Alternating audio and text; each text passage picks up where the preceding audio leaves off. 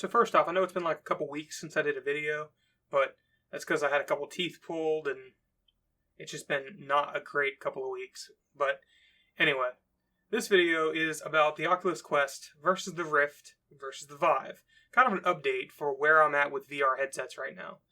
So a few months ago, I made a video about the HTC Vive versus the Rift S and kind of my thoughts in between the two.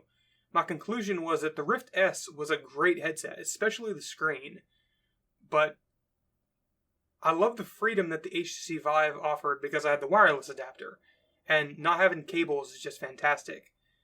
So I figured I would stick with the Vive for a while as well. But fast forward a few months, and I don't have the HTC Vive anymore, or the Rift S. I've replaced it, both of them, with the Oculus Quest. This headset is fantastic. So after I got the Rift S, I found myself not wanting to deal with the connection process for the wireless or dealing with the battery charging or any of that. So after about a month of not using the Vive, I decided to sell it, and I haven't really missed it at all. There was, of course, the drawback that now I had a Rift S, which had a cable, which doesn't have any kind of wireless support. So I got some of those cable pulley things on the ceiling, and that kind of helped a little bit, but it still wasn't great. But then a few months later, I got an Oculus Quest for development purposes. You know, you've seen my VR development stuff that I haven't really updated in a while, but I'm working on a different project now that you'll see sometime in the future.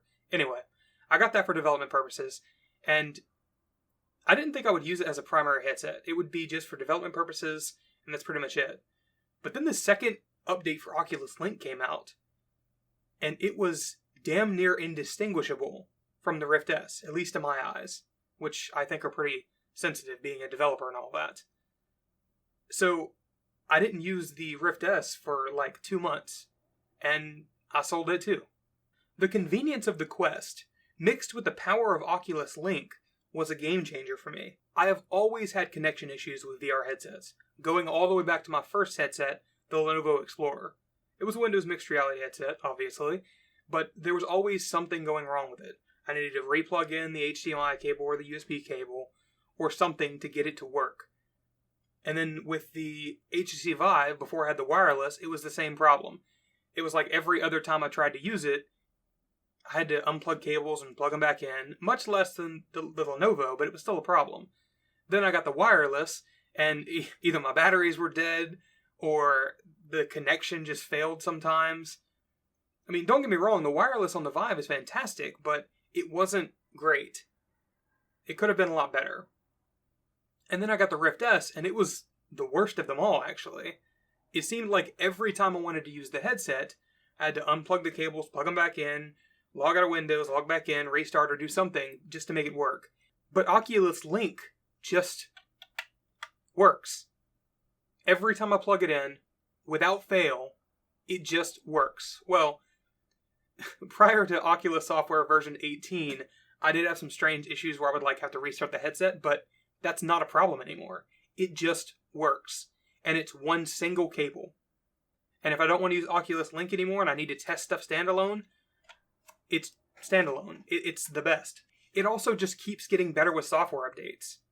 When was the last time we had any real updates for the Vive or the Rift S? It seems like the only headset that's really getting new improvements all the time. It even gets entirely new features, like hand tracking, which is admittedly still kind of gimmicky and primitive, but it's something different. Something that no other headset has. It's showing promise, and while I don't think hand tracking is really the future of VR, because you need something in your hand to be able to hold a sword or something. Holding just your fist would feel kind of weird. So it's not like hand tracking is going to be perfect for all games, but the fact that it's an option is awesome. The Oculus Quest is the console of VR. And that's a good thing. Whether you hate consoles or love them, consoles standardize production. They standardize quality levels. And that's a fantastic thing for developers like myself. I know exactly what I can do with this headset. I'll know exactly what I can do with the next Oculus Quest headset. It's a lot easier than trying to write for my computer, which is of course a development machine, so it's going to smoke anything that the average consumer has. But it's so much easier when you know what the hardware is. Even if we're not talking about the standalone stuff, being able to link to a computer and play PC quality games on the headset is great. That being said, the Quest still has a lot of power left to be unlocked. The hardware inside of this thing should be able to run something like Xbox 360 era games, something like Skyrim, the original Skyrim, not the special edition, albeit with some downgraded textures and stuff like that, should be able to run on this headset. No one's done it yet because that's hard, obviously. I might be working on something, but that's not the point. It should be possible. I should also mention that while Oculus Link is fantastic, Virtual Desktop exists. If you don't have it and you have an Oculus Quest, you should get it. If you have a gaming PC, that is. You can stream PC content directly to your headset without the use of a cable. It's not perfect, and it adds latency, clearly, but it's not as bad as it could be. And the future for something like that is looking very bright. I do think that one day it could be as good as Oculus Link with the cable. I always thought the next evolution of VR would be incredibly light and thin hardware.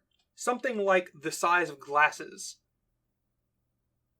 And there would be a companion device on your body that would handle the actual processing. I still think that might be possible.